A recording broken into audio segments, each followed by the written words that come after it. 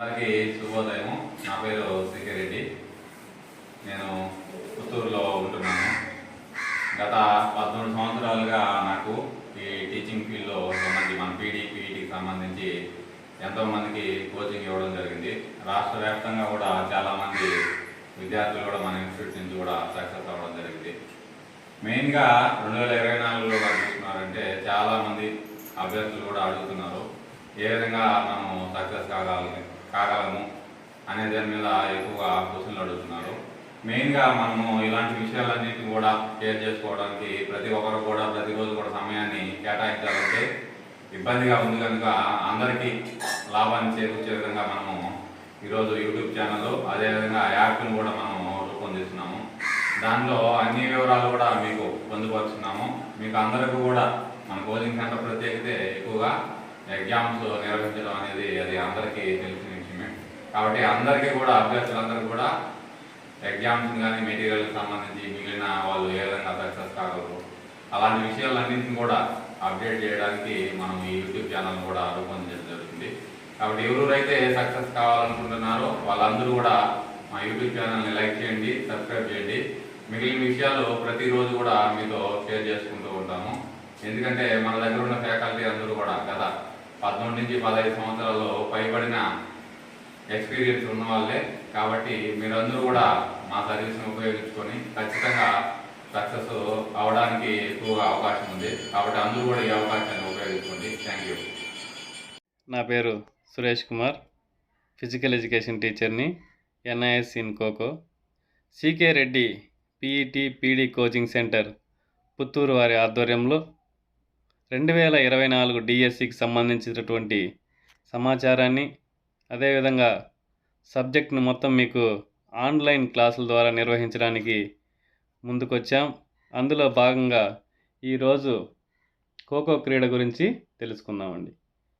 ఈ ఖోఖో క్రీడ యొక్క చరిత్ర చూసినట్లయితే మహాభారత కాలం నుండి ఈ ఖోఖో క్రీడ ఆనవాళ్ళు ఉన్నాయని, మహాభారత కాలంలో యుద్ధ ప్రదేశాలకు వెళ్ళడానికి ఈ విధంగా యుద్ధ ప్రదేశాలకి వెళ్ళడానికి జిగ్జాగ్ పాత్వేస్ ఈ విధంగా జిగ్జాగ్ పాత్వేస్ అనేది నిర్మించుకొని యుద్ధ ప్రదేశాలకి వెళ్ళేవారండి. ఈ జిగ్జాగ్ పాత్వేస్లో రథం ముందెళ్తూ ఉంటే రథం వెంబడి సైనికులు ఈ విధంగా జిగ్జాగ్గా పరిగెత్తేవారు. ఈ జిగ్జాగ్గా పరిగెత్తడము ప్రస్తుతం ఉన్నటువంటి డిఫెన్స్ స్కిల్ జిగ్జాగ్ రన్ను పోలి ఉంటుందని, అదేవిధంగా 13వ రోజు ద్రోణాచార్యుడు పనినటువంటి వ్యూహము పద్మవ్యూహము. ఈ పద్మవ్యూహంలోకి వెళ్ళి అభిమన్యుడు శత్రువులని చంపబడేటువంటి ప్రక్రియ ప్రస్తుతం ఉన్నటువంటి రింగ్ గేమ్ని పోలి ఉంటుందని, అదేవిధంగా ఈ యొక్క క్రీడను మహారాష్ట్రలో ఎక్కువగా మహిళలు పండగ సమయాల్లో ఆడేవారనేసి మనకున్నటువంటి చరిత్ర అండి. మొదటగా ఈ ఖోఖో క్రీడను చూసినట్లయితే ఇది ఇండిజీనియస్ క్రీడ. ఇండిజీనియస్ క్రీడ అంటే అందరికీ తెలుసు. భారతదేశంలో పుట్టినటువంటి క్రీడలన్నింటినీ కూడా ఇండిజీనియస్ క్రీడలే అంటారండి. ఉదాహరణకి kho kho, kabaddi, ball badminton, mallakhamb. So ఇవన్నీ కూడా ఇండిజీనియస్ క్రీడలు. ఈ ఇండిజీనియస్ క్రీడల పైన ఒక బిట్ వచ్చేదానికి అవకాశం ఉంటుంది. ఇండిజీనియస్ క్రీడలకి ఉదాహరణని లేదా ఇండిజీనియస్ క్రీడ కానిదని ఏ విధంగా అయినా కూడా అడగడానికి అవకాశం ఉంటుంది. ఈ ఖోఖో క్రీడ సంస్కృత పదము స్యు అను పదం నుండి పుట్టింది. చూడండి, ఇక్కడ ఖోఖో క్రీడలో స్యు అను పదము ఏ పదం నుండి పుట్టింది అంటే సంస్కృత పదం నుండి. సంస్కృత పదము స్యు అను పదం నుండి పుట్టిందని. స్యు అనగా గెట్ అప్ అండ్ గో అంటే లేచి వెళ్ళుట అని అర్థం. ఈ స్యు అను పదానికి అర్థం ఏమంటే లేచి వెళ్ళుట లేదా గెట్ అప్ అండ్ గో. ఇక్కడ కూడా ఈ ఖోఖో క్రీడలో స్యు అను పదం ఏ పదం అంటే సంస్కృత పదము. స్యు అనగా అర్థం అంటే లేచి వెళ్ళుట. ఇక్కడ బిట్ అడిగేదానికి అవకాశం ఉంటుందండి. ఆ తర్వాత 18వ శతాబ్దంలో మహారాష్ట్రకు చెందినటువంటి కాశీనాథ్ బాయ్ న్యూరుల్కర్ అనే వ్యక్తి ఈ ఖోఖో క్రీడని కనుగొన్నాడండి. తర్వాత మహారాష్ట్రలో ఈ క్రీడను రథాల మీద ఆడేవారు కావున దీన్ని రథేరా అని పిలిచేవారు. మహారాష్ట్రలో రథాల మీద ఆడేవారు కాబట్టి ఈ క్రీడని రథేరా అని కూడా పిలిచేవారు. 1914 సంవత్సరంలో డెక్కన్ జిమ్ఖానా పూణే వారు ఒక కమిటీని ఏర్పాటు చేసి మొదటిసారిగా నియమ నిబంధనలు తయారు చేశారు. అంటే 1914లో ఒక కమిటీ అనేదాన్ని ఏర్పాటు చేసి ఈ గేమ్కి రూల్స్ అండ్ రెగ్యులేషన్స్ ఫ్రేమ్ చేశారండి. ఆ తర్వాత రూల్స్ అండ్ రెగ్యులేషన్స్ ఫ్రేమ్ చేసిన తర్వాత 1935 సంవత్సరంలో అఖిల మహారాష్ట్ర శారీరక శిక్షణ మండలి వారు ఒక బుక్ను అనేదాన్ని రిలీజ్ చేశారు. అంటే ఈ రూల్స్ అండ్ రెగ్యులేషన్స్ ఫ్రేమ్ చేసిన తర్వాత వాటిని ఒక పుస్తక రూపంలో విడుదల చేశారనమాట. తర్వాత ఇక్కడికి వస్తాం చూడండి, ఇది very important. Next one, 1936 Berlin Olympics నందు ఈ క్రీడను హనుమాన్ వ్యాయామ ప్రసారక మండలి వారు ప్రదర్శన క్రీడగా ప్రవేశపెట్టారండి. అంటే 1936 బెర్లిన్ ఒలింపిక్స్లో ఈ క్రీడని డిమానిస్ట్రేటెడ్ గేమ్గా ఇంట్రడ్యూస్ చేసినారు. అయితే అక్కడ స్పెక్టేటర్స్ని ఎక్కువగా ఆకట్టుకోకపోవడం వల్ల ఈ క్రీడని ఒలింపిక్స్లో ప్రవేశపెట్టలేదు. అయితే ఆ సమయంలో హిట్లర్ చేత మాత్రము ప్రశంసలు పొందింది అని అనుకున్నారు. చూడండి, ఇక్కడ 1936 బెర్లిన్ ఒలింపిక్స్ అనేది వెరీ ఇంపార్టెంట్ అండి. ఖోఖో క్రీడను ఏ ఒలింపిక్స్ నందు ప్రవేశపెట్టారంటే 1936 బెర్లిన్ ఒలింపిక్స్ నందు ఈ క్రీడని ప్రదర్శన క్రీడగా ప్రవేశపెట్టారు. ఎవరు ప్రవేశపెట్టారంటే హనుమాన్ వ్యాయామ ప్రసారక మండలి వారు. వెరీ ఇంపార్టెంట్, గుర్తుపెట్టుకోండి. హనుమాన్ వ్యాయామ ప్రసారక మండలి వారు ఈ క్రీడని ప్రదర్శన క్రీడగా ప్రవేశపెట్టారు. హనుమాన్ వ్యాయామ ప్రసారక మండలి, ఇది వెరీ ఇంపార్టెంట్, గుర్తుపెట్టుకోండి.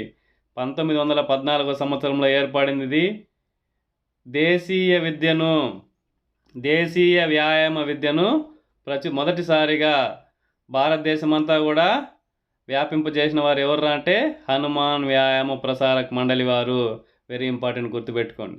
ఆ తర్వాత 1955-56 సంవత్సరంలో ఖోఖో ఫెడరేషన్ ఆఫ్ ఇండియాను ఒరిస్సాలోని కటక్ నందు ఏర్పాటు చేశారు. ఇది ఖోఖో ఫెడరేషన్ ఆఫ్ ఇండియాని ఏర్పాటు చేశారు 1955-56 సంవత్సరంలో. ఆ తర్వాత 1959-60 సంవత్సరంలో మొదటి senior national kho kho championship Vijayawada నందు నిర్వహించారు.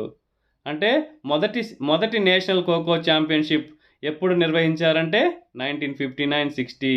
ఎక్కడ నిర్వహించారంటే విజయవాడ. సో ఇది కూడా అడగడానికి అవకాశం ఉంటుంది. ఆ తర్వాత ఇంటర్నేషనల్ ఏరియాకు 1987 సంవత్సరంలో ఏషియన్ ఖోఖో ఫెడరేషన్ అనేదాన్ని ఏర్పాటు చేసి శ్రీలంక, మాల్దీవ్స్, బంగ్లాదేశ్, భూటాన్, నేపాల్ ఈ దేశాలతో కలిపి ఖోఖో ఫెడరేషన్ అనేదాన్ని కూడా ఏర్పాటు చేశారండి. ఏ సంవత్సరంలో అంటే 1987 సంవత్సరంలో. ఆ తర్వాత 1996 సంవత్సరంలో ఫస్ట్ ఏషియన్ గేమ్స్, మొదటి ఆసియా క్రీడలు కోల్కతాలోని నేతాజీ సుభాష్ ఇండోర్ స్టేడియంలోని టెర్రాఫ్లెక్స్ కోర్ట్ నందు నిర్వహించారు. ఎక్కడ నిర్వహించారు? నేతాజీ సుభాష్ ఇండోర్ స్టేడియంలోని టెర్రాఫ్లెక్స్ కోర్ట్ నందు నిర్వహించారు. ఇది ఖోఖో క్రీడకు చెందినటువంటి హిస్టరీ అండి. సో ఇందులో అడగడానికి అవకాశం ఉన్నటువంటి బిట్లు ఇక్కడ ఏ పదము సంస్కృత పదము, స్యూ అనగా అర్థము, అదేవిధంగా ఖోఖో క్రీడను ఎవరు కనుగొన్నారు, ఏ ఒలింపిక్స్ నందు ఈ క్రీడను ప్రదర్శన క్రీడగా ప్రవేశపెట్టారు, ఎవరు ప్రవేశపెట్టారు, మొదటి నేషనల్ ఖోఖో ఛాంపియన్షిప్ ఎక్కడ నిర్వహించబడింది, ఏ నగరంలో నిర్వహించబడింది. సో ఇది అడగడానికి అవకాశం ఉంటుంది. తర్వాత అవార్డ్స్ అండి. 1917 సంవత్సరం నుండి ఈ క్రీడలో అర్జున అవార్డు అనేది కూడా ఇస్తున్నారు. 1963-64 సంవత్సరం నుండి పురుషులకు ఏకలవ్య, స్త్రీలకు రాణి ఝాన్సీ అవార్డు కూడా ఇస్తున్నారండి. అంటే ఇక్కడ చూడండి, ఇది కూడా బిట్ అడగడానికి మీకు అవార్డ్స్లో ఈ బిట్ అడగడానికి అవకాశం ఉంటుంది. ఏకలవ్య అవార్డు ఏ క్రీడ నందు ఇస్తున్నారు, లేదా ఏకలవ్య అవార్డు ఎవరికి ఇస్తున్నారు అంటే ఖోఖోలో పురుషులకు ఇచ్చే అవార్డు ఏకలవ్య అవార్డు, స్త్రీలకు ఇచ్చినది ఝాన్సీ అవార్డు. సో ఇది అడగడానికి అవకాశం ఉంటుందండి. 1970 సంవత్సరం నుండి జూనియర్ బాలురకు వీరాభిమన్యు అవార్డు ఇస్తున్నారు. 1974 సంవత్సరం నుండి జూనియర్ బాలికలకు జానకి అవార్డు ఇస్తున్నారు. 1980 సంవత్సరం నుండి సబ్ జూనియర్ బాలురకు భరత్ అవార్డు, బాలికలకు ఇలా అవార్డు కూడా ఇస్తున్నారండి. ఇది ఖోఖో క్రీడలో అవార్డుకు సంబంధించినటువంటిది. ఇందులో ఏకలవ్య అవార్డు, రాణి ఝాన్సీ అవార్డు కూడా వెరీ ఇంపార్టెంట్. మరిన్ని వీడియోలతో మీ ముందుకు రాబోతుంది CK Reddy coaching institute Puttur. ఈ ఛానల్ని సబ్స్క్రైబ్ చేయండి, షేర్ చేయండి. Thank you.